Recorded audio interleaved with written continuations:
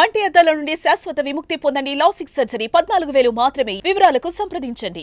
Ragging చట్టరీత్యా నేరం. Ragging కి పాల్పడితే చర్యలు తప్పవు. ఇలాంటివి ఎప్పటికప్పుడు స్టూడెంట్స్ కి చెప్తూనే ఉంటారు. కానీ కొంతమంది సీనియర్స్ అనే ధీమాతో వాటిని పట్టించుకోరు. ఫలితంగా జూనియర్స్ ప్రాణాల మీద కూడా వస్తుంది. ఆఖరికి బాధను తట్టుకోలేక ఆత్మహత్య చేసుకుంటున్నారు.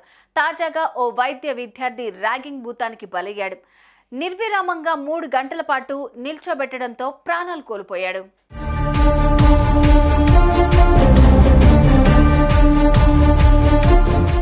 డాక్టర్ అవ్వాలనేది ఆ యువకుడి కల. ఎంతో మందికి స్ఫూర్తిగా ఉండాలనుకున్నాడు. కష్టపడి ర్యాంకు తెచ్చుకుని MBBS లో చేరాడు. కానీ ప్రతి ఒక్క జూనియర్ కి ఎదురైనట్లే ఇతనికి కూడా ర్యాగింగ్ అనే భూతం సీనియర్స్ రూపంలో ఎదురొచ్చింది. ఏకంగా అతని ప్రాణాలు తీసిందే.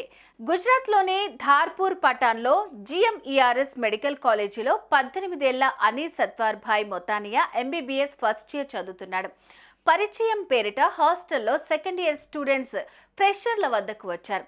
వారంతా కలిసి జూనియర్స్ ను ర్యాగింగ్ చేశారు. ఆ క్రమంలో జూనియర్లు 3 గంటల పాటు నిల్చోవాల్సి వచ్చింది. దాంతో అనిల్ సడన్ గా కింద పడిపోయాడు. అపస్మారక స్థితిలోకి వెళ్లిపోయాడు.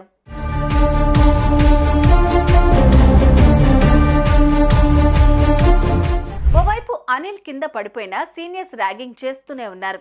ఎంతసేపటికి అతను లెగవకపోవడంతో జూనియర్లు కలిసి ప్రొఫెసర్లకు కాల్ చేశారు. దీంతో వారు అనిల్ను వెంటనే ఆసుపత్రికి తరలించారు. అక్కడ 2 రోజులు చికిత్స పొందుతూ అనిల్ మృతి చెందాడు. ఈ విషయంపై కాలేజ్ డీన్ హార్దిక్ స్పందించారు. అనిల్ను చికిత్సకు తీసుకొచ్చేసరికి అతను స్పృహ కోల్పోయి ఉన్నాడని, ఆక్సిజన్ అందించి చికిత్స చేసేలోపే మరణించాడని అన్నారు. అతన్ని తీసుకొచ్చిన వారిని అడగ్గా 3 గంటల సేపు నిలబెట్టడంతో స్పృహ కోల్పోయినట్లు చెప్పారన్నారు.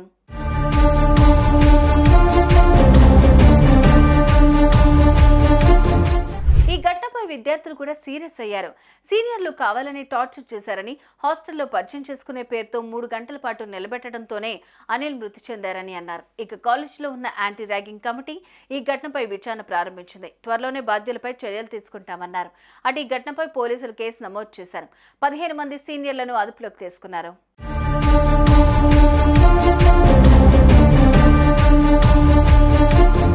ర్యాగింగ్ ఓ నిండు ప్రాణాన్ని బలి తీసుకుంది. పరిచయం పేరుతో సీనియర్లు ఓ జూనియర్ పై రెచ్చిపోయారు. ర్యాగింగ్ పేరుతో టార్చర్ చేశారు. 3 గంటల పాటు నిల్చోబెట్టారు. అదే అతని ప్రాణాలు తీసింది. ఎంతో భవిష్యత్తున్న అనిల్ తల్లిదండ్రులకు దూరం అయ్యాడు. కొన్నేళ్లలో డాక్టర్ అవ్వాల్సిన వాడు కాస్త ఇప్పుడు అనంత లోకాలకు వెళ్లిపోయాడు. సీనియర్ల చేతిలో బలయ్యాడు. సుమన్ టీవీలో మీ పర్సనల్ అండ్ బిజినెస్ ప్రమోషన్స్ కోసం కింది నెంబర్కి కాంటాక్ట్ చేయండి.